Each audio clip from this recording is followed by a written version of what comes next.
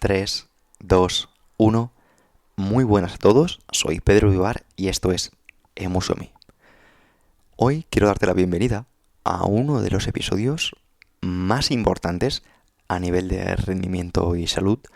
Y no te equivoques, no está enfocado a deportistas de élite o alto rendimiento únicamente, está enfocado a muchas personas que probablemente creen que están comiendo bien, que están haciendo bien deporte, que están incluso descansando bien, y muy probablemente, al igual que me ha pasado a mí, no sea así.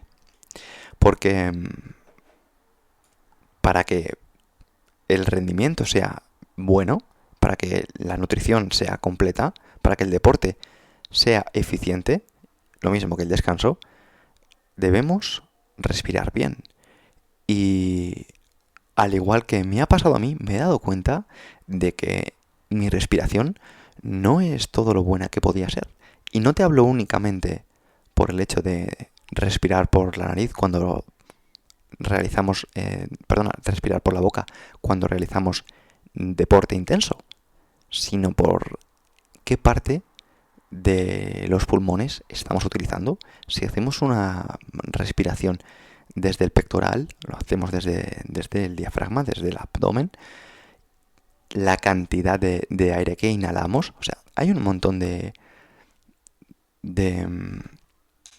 variantes que influyen en nuestra respiración y que van a determinar la calidad de esta misma.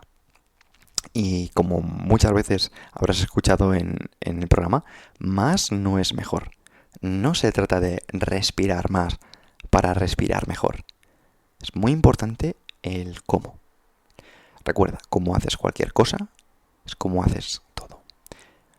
El podcast de hoy está basado en el libro El poder del oxígeno de Patrick McKeown, que la verdad me ha sido un abrir de ojos para mí, un abrir de narices también, para comprender un mundo que es nuevo y que al menos para mí era desconocido, y que pretendo traerte todas las bases más importantes y que más me han ayudado a mí para conocerlo. A partir de aquí quiero dar las gracias a Elena, a Anita y a Rocas, que fueron varias de las personas que me recomendaron que lo leyera, que me iba a gustar, así que la verdad que sí, y aquí te lo traigo. Como decía, no se trata de respirar más. De hecho, la mayoría de las personas habrá experimentado una constricción del flujo sanguíneo al cerebro como resultado de respirar en exceso. Pues no lleva mucho tiempo sentir que nos mareamos cuando inspiramos y expiramos a fondo varias veces por la boca. De hecho, un estudio del doctor Daniel M. B. Gibbs, publicado en el American Journal of Psychiatry, evaluaba la constricción arterial inducida por el exceso de respiración.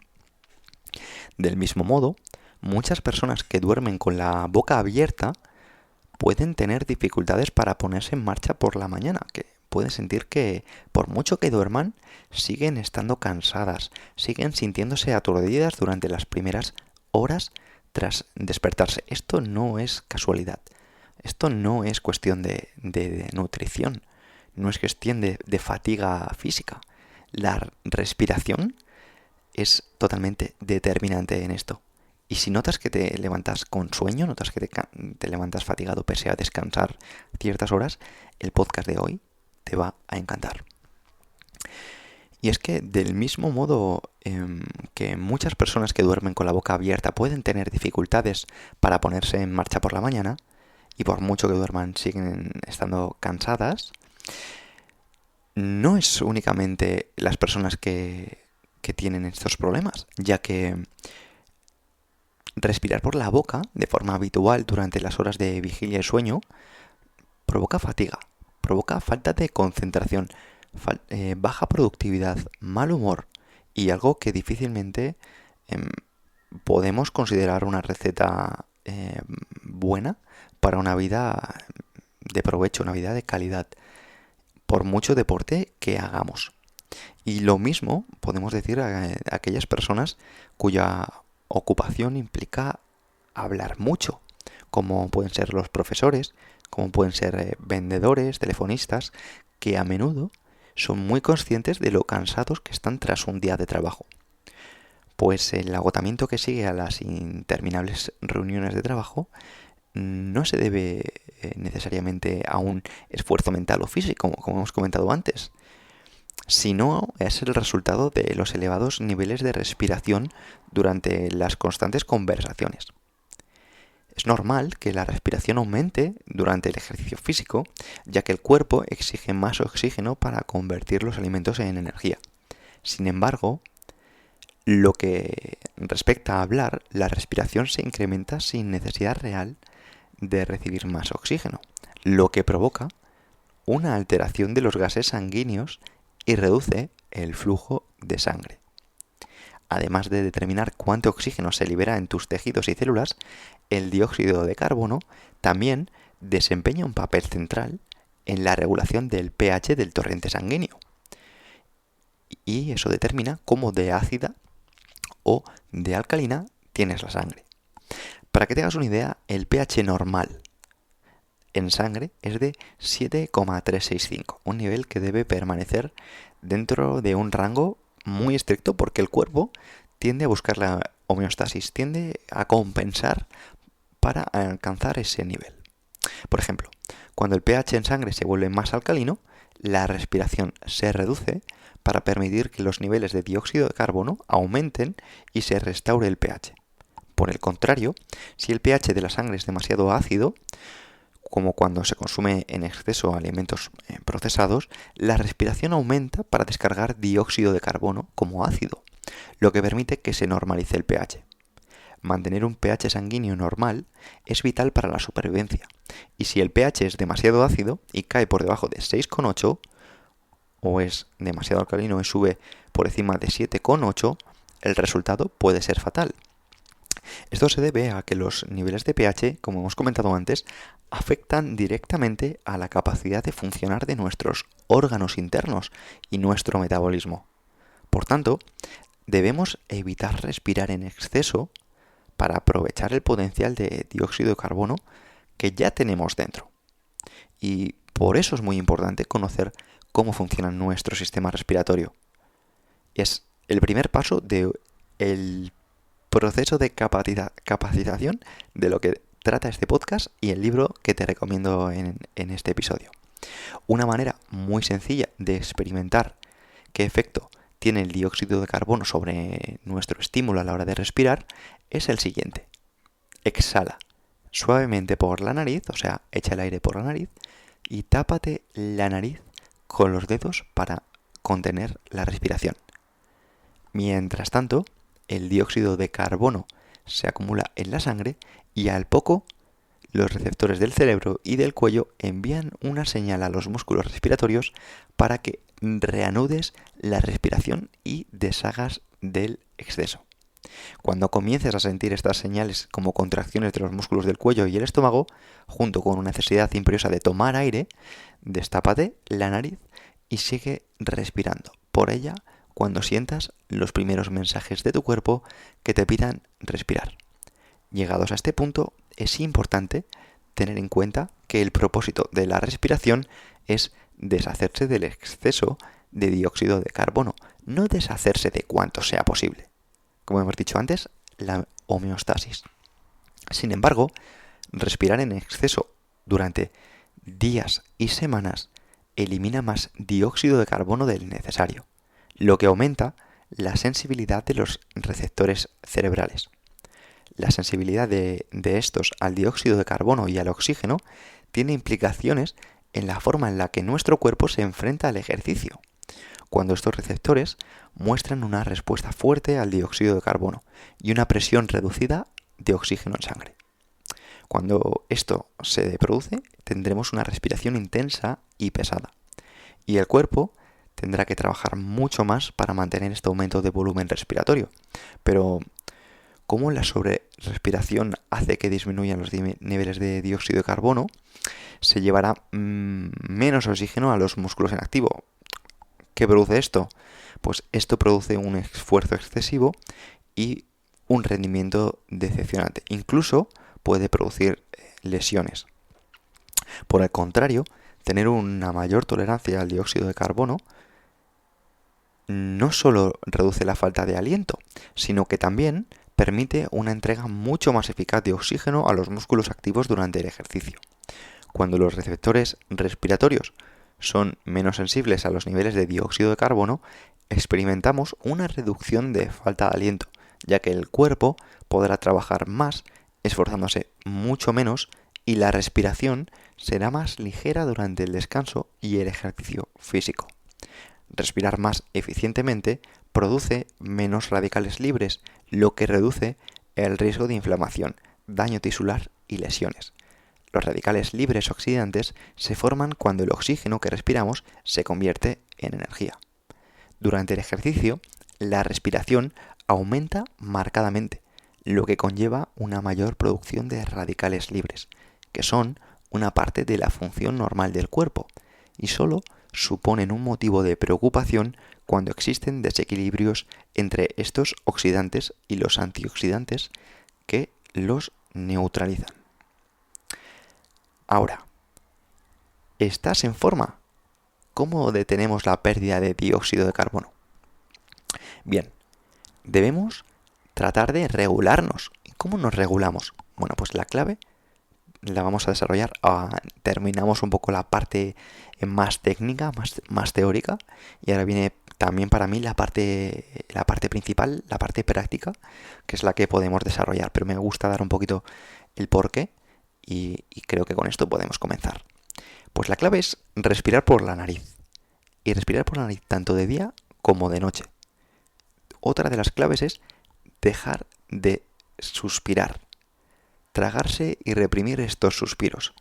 Un suspiro cada pocos minutos es suficiente para mantener el exceso crónico de respiración, por lo que debes compensar tragándotelo o conteniendo la respiración. Si solo notas los suspiros una vez se hayan escapado, contén la respiración de 10 a 15 segundos para ayudar a compensar la pérdida del dióxido de carbono.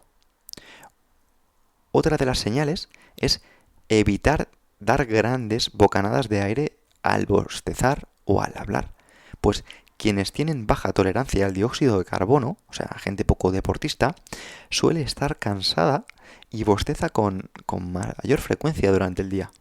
Por ello, tratar de no respirar profundamente al bostezar es muy importante. Del mismo modo, quienes tienen que hablar mucho en el trabajo deben ser conscientes de que su respiración no ha de escucharse durante la conversación. Si descubres que puedes oírte respirar mientras hablas, es preferible reducir la velocidad de la conversación, usar frases más cortas y respirar suavemente por la nariz entre frase y frase. Observa tu respiración durante el día. Una buena respiración no debe verse ni oírse en reposo. De esto también vamos a hablar en el podcast. Con la nariz respiramos, con la boca comemos. Debemos aprender a respirar por la nariz tanto de día como de noche. Como sabe cualquier niño, con la nariz se respira y con la boca comemos. Y se nace respirando por la nariz. Y este ha sido nuestro conducto primario de respiración durante cientos de miles de años. Solo cuando nuestros ancestros se encontraban en situaciones peligrosas, volvían a respirar por la boca para para conseguir un mayor volumen de aire al prepararse ante una intensa actividad física. Solo en casos extremos, no en el día a día. Nunca se respiraba en el día a día por la boca. Por esta razón, la respiración bucal es sinónimo de emergencia, pues activa el mecanismo de lucha o huida que nuestros antepasados experimentaban. Solo que a día de hoy, sin ese ejercicio físico que tenían nuestros antepasados, no tiene mucho sentido. Desde la perspectiva de la fisiología respiratoria, respirar por la boca activa el uso de la parte superior del tórax, mientras que al respirar por la nariz tenemos una respiración abdominal. Me encantaría que mientras escuchas este podcast te centrases en tu respiración. De hecho, me gustaría que comprobaras la diferencia entre respirar por la boca y respirar por el pecho en un espejo. Puedes comprobar la diferencia si te sientas en un espejo y te pones una mano sobre el pecho y la otra sobre el ombligo. Así, respiras por la boca, presta atención a los movimientos que ésta provoca y luego compara estos movimientos con los que se mueven cuando respiras profundamente por la nariz. Es probable que la respiración en la parte superior del tórax esté asociada a una respuesta al estrés, sistema nervioso simpático, mientras que la respiración nasal nos ayuda a garantizar una respiración regular, constante y en calma mediante el diafragma, consiguiendo con ello la activación del sistema nervioso parasimpático. Un malentendido habitual, cuando respiramos a fondo, consiste en sacar pecho y levantar los hombros. Pero esto ni es beneficioso para oxigenar el cuerpo, ni nos va a dar un beneficio en ningún punto más allá de un momento concreto. Para lidiar con el estrés es muy buena idea respirar a fondo, pero no desde el pecho. Debe ser desde el abdomen, con suavidad y en silencio. Exactamente opuesto a tomar grandes bocanadas de aire continuas que tratamos de hacer cuando intentamos calmarnos. Estas bocanadas que hacen algunas personas para calmarse, en ningún momento calman a nadie. Observa cuando una persona que conoces, un ser querido, un amigo, le sucede algo y pretende calmarse haciendo...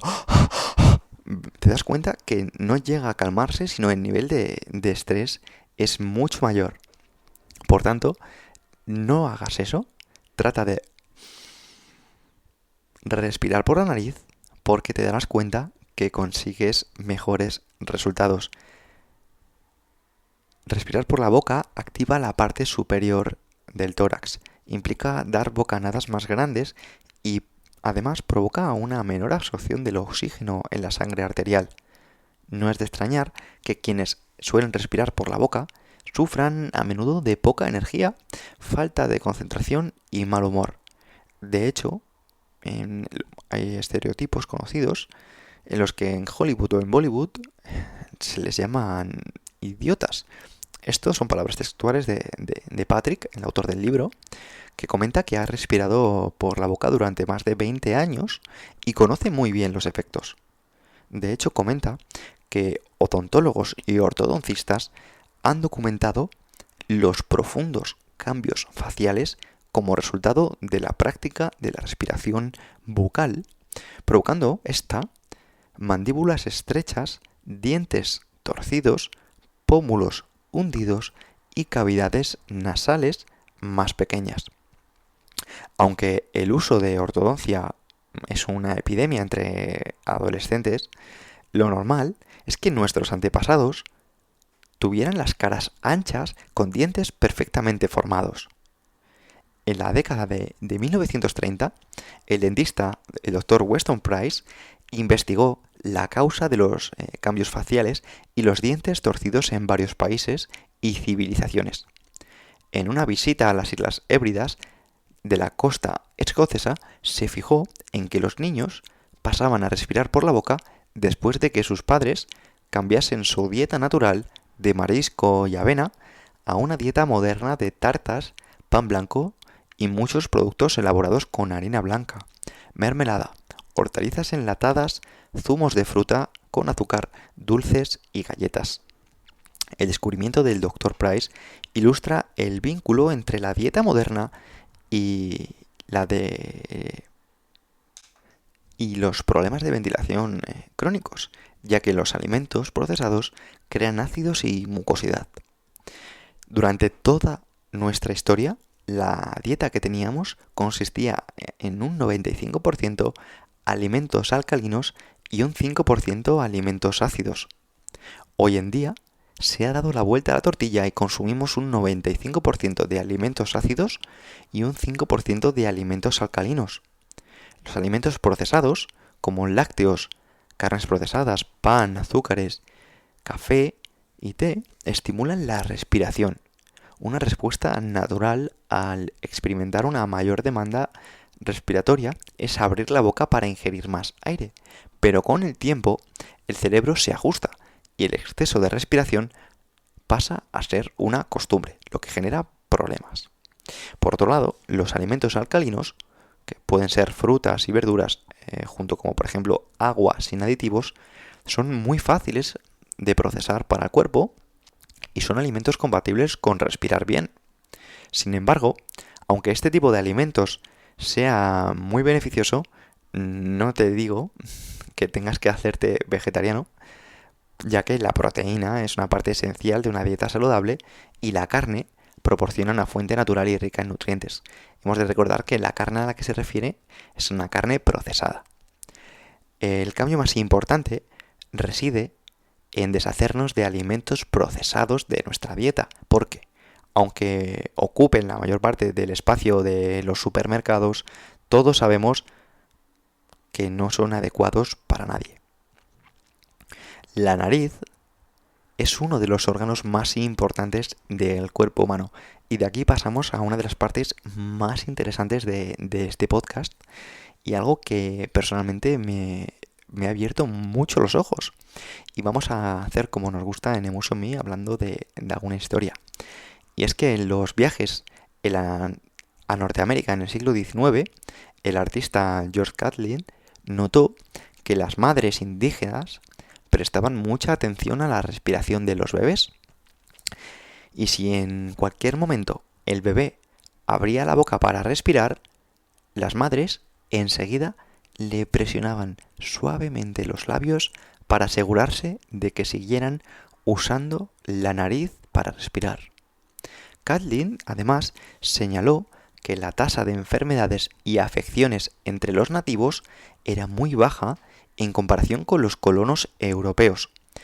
En su obra Shut Your Mouth and Save Your Life, o sea, cierra la boca y salva la vida, en 1882, ojito a la fecha, Catlin escribió: cuando vi como una pobre mujer india en tierras salvajes que acababa de dar de mamar a su hija le cerraba los labios cuando caía dormida, me dije a mí mismo, bendita educación.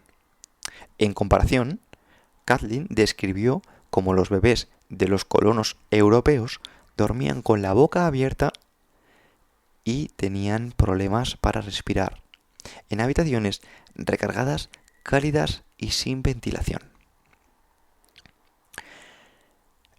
La respiración nasal suele ser parte integral de la supervivencia de un animal o de sus técnicas de caza. Así que, por ejemplo, el guepardo, considerado el animal terrestre más rápido del mundo, puede acelerar de 0 a 100 km por hora en solo 3 segundos. La mayoría de los coches de alto rendimiento no pueden acelerar tan rápido, con la notable excepción del Bugatti Veyron. Y de hecho, experimentar la aceleración natural de un guepardo supone un desembolso de $1 millón. Si queremos comprobarlo por nosotros, lo que es la aceleración de un guepardo. Con una eficiencia y una velocidad tan increíbles, el guepardo no tarda en alcanzar a su presa. Pero la verdadera ventaja de la que cuenta es la de seguir respirando por la nariz durante la persecución, ya que de esta forma se asegura de que su víctima sea la primera en quedarse sin aire en lugar de que se quede él sin aire. Un ejemplo de animales conocidos por respirar periódicamente por la boca es el perro, todos los conocemos. Pues es muy normal en nuestro mundo ver a un perro jadear en un día caluroso o tras una larga caminata para refrescarse. Pero el resto del tiempo, el perro respira por la nariz y solo usa la boca para comer, beber o ladrar. La naturaleza se ha asegurado de que la gran mayoría de los mamíferos terrestres respiren por la nariz al colocarnos la tráquea de forma que la parte posterior de la nariz se dirija directamente a los pulmones. Es decir, para la mayoría de los animales no es fácil respirar por la boca. Para hacernos una idea del tamaño de la cavidad nasal, desliza la lengua desde la parte frontal del paladar todo lo atrás que puedas. Te sorprenderás al descubrir que el paladar en realidad es el suelo de la nariz. Y es que la parte de la nariz que vemos en las caras de las personas es la punta del iceberg. Es únicamente el 30% del volumen total, ya que el 70% restante está dentro del cráneo. La naturaleza es muy inteligente y no desperdicia espacio. La evolución ha determinado la importancia de la nariz según lo que ocupa en el interior. Un doctor ya difunto, Mauricio Hotel, que fundó la Sociedad Rinológica Americana en 1954, declaró que la nariz se encarga de al menos 30 funciones y todas ellas son importantes, suplementos a los papeles desempeñados por los pulmones, el corazón y otros órganos. Y es que la gran cantidad de espacio que se dedica al cráneo y la cavidad nasal supone una indicación de la importancia de las funciones de este órgano. En el libro del yogi Ramana Chakaraka dejó hace 100 años una cita de por qué respirar por la nariz en lugar de por la boca. Y es que una de las primeras lecciones en la ciencia yogi es la respiración, es aprender a respirar por la nariz y abandonar la costumbre de hacerlo por la boca. Ya hace más de 100 años se hablaba de la importancia de respirar por la nariz y abandonar la costumbre de hacerlo por la boca.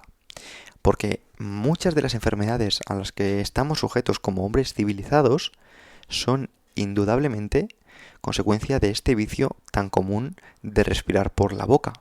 Y a continuación vamos a enumerar algunas funciones de la respiración nasal. Empecemos.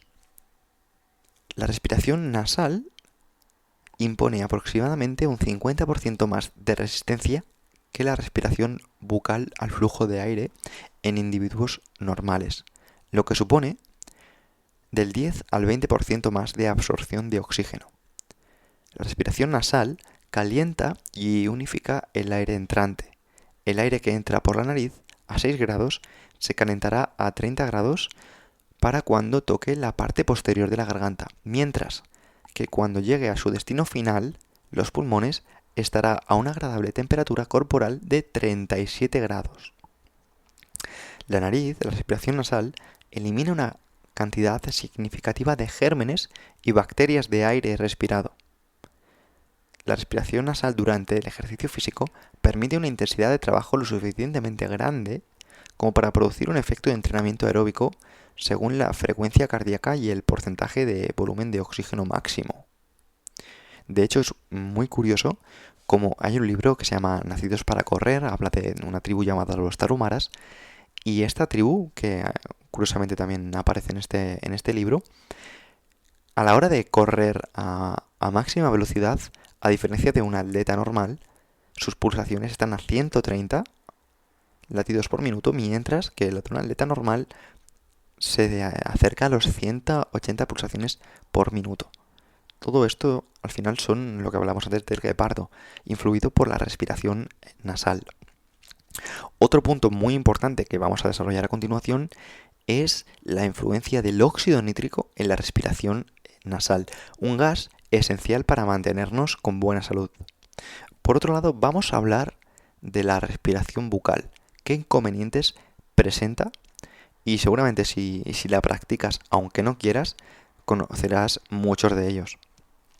Los niños que respiran por la boca corren mayor riesgo de desarrollar una postura adelantada, una cifosis y una fuerza respiratoria reducida. Además, la respiración bucal contribuye a la deshidratación general y ocasiona que una persona se despierte con la boca seca. Por otro lado, una boca seca también aumenta la modificación y provoca más caries dentales y enfermedades encías. Además, la respiración bucal provoca mal aliento por una flora bacteriana alterada. Y, por último, la respiración bucal demuestra que aumenta significativamente los casos de ronquidos y la apnea obstructiva del sueño. Ahora hablemos otra vez de la nariz, que es un poco lo que nos interesa en este podcast.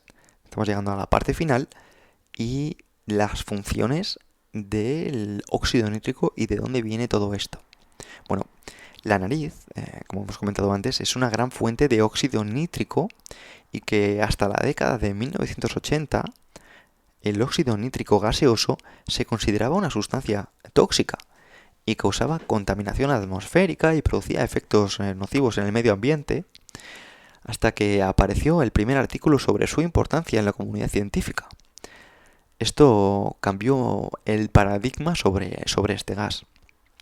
Y aunque el óxido nítrico fuese un recién llegado al campo de la medicina, en la actualidad hay más de 100.000 trabajos de investigación científica dedicados a este gas, lo que dice mucho sobre cómo ha captado la atención de médicos y científicos por igual.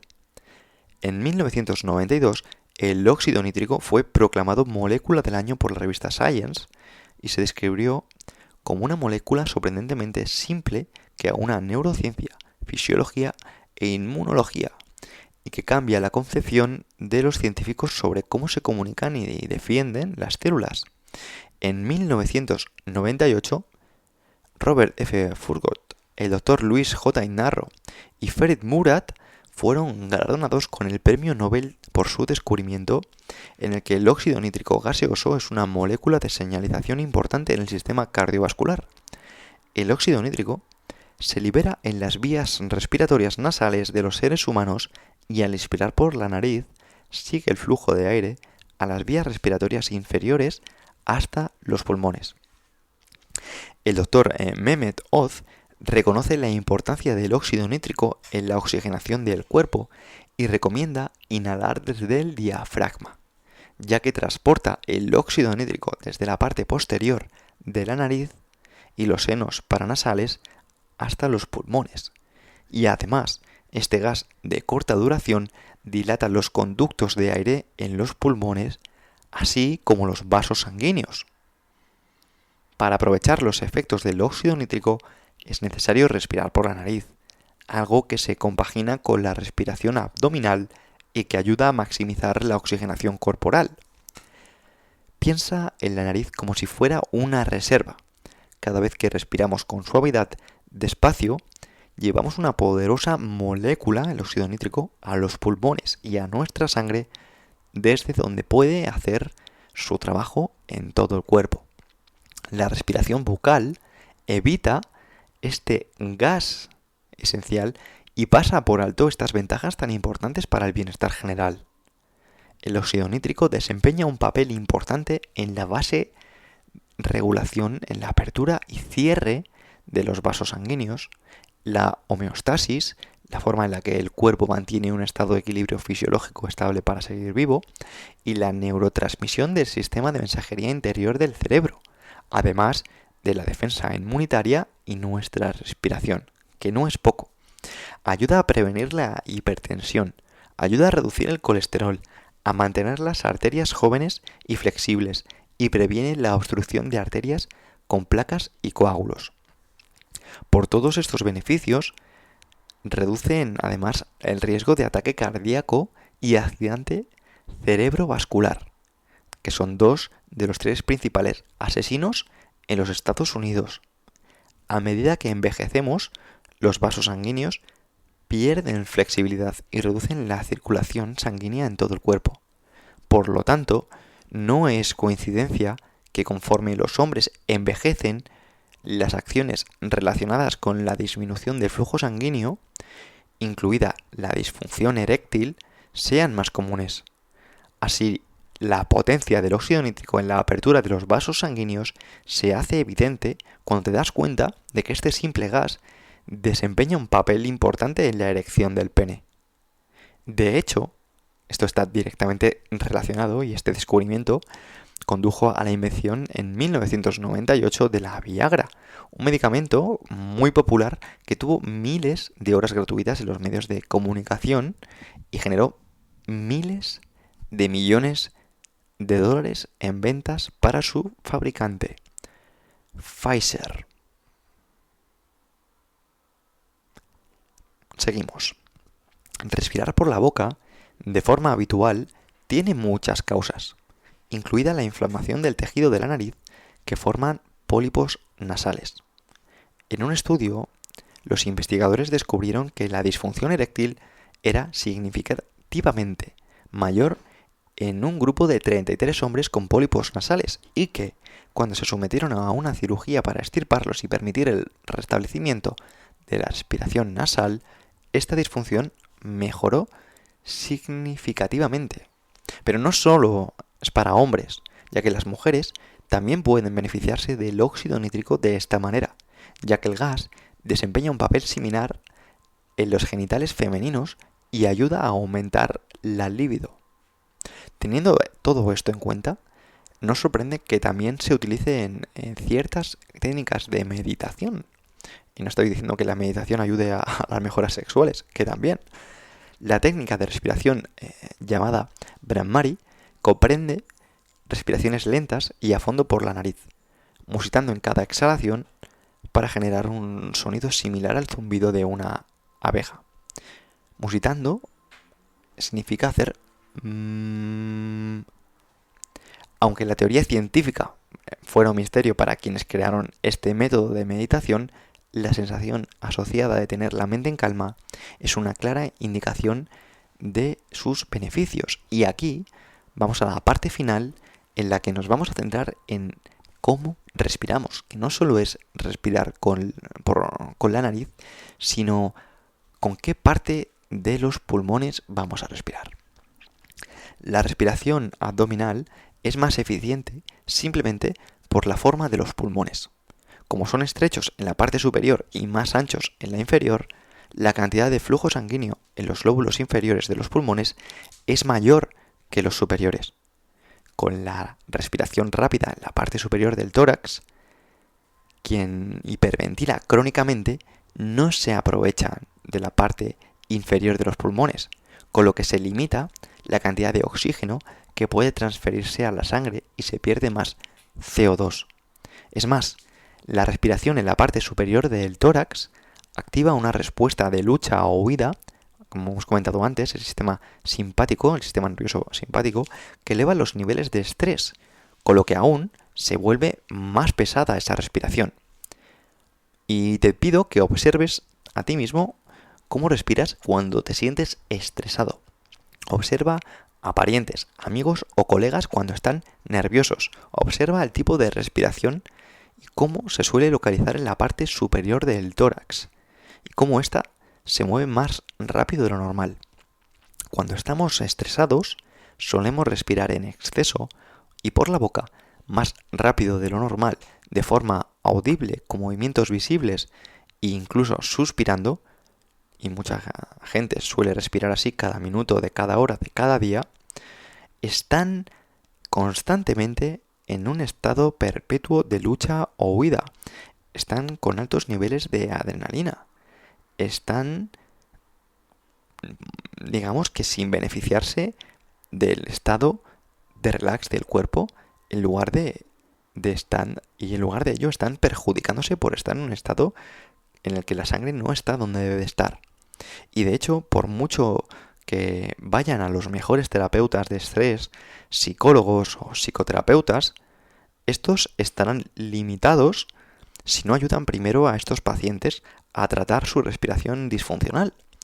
Recuerda, una persona que respire constantemente por la boca y no pare de respirar con el pecho, es una persona que está activando su sistema simpático, su sistema nervioso simpático. Y a la hora de hacer deporte, no hará deporte de calidad. A la hora de comer, no se estará nutriendo como debe ser. Y a la hora de descansar, no estará descansando con su potencial. Por otro lado, cuando el suministro de oxígeno al cerebro es reducido, no hay palabras y razonamientos que puedan corregir una deficiencia. Por tanto, antes de querer cambiar nada, importante, cambia tu respiración. Ahora vamos a hablar de los individuos sanos o de las personas que respiran correctamente. personas que consiguen respirar relajadas, sin estrés. ¿Y cómo lo hacen?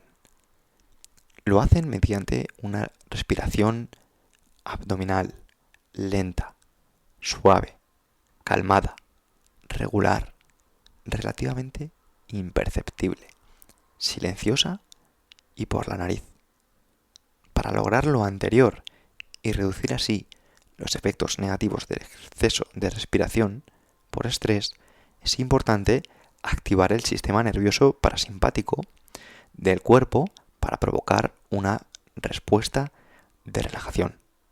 Para ello, deberás ajustar tus hábitos respiratorios y usar correctamente el diafragma.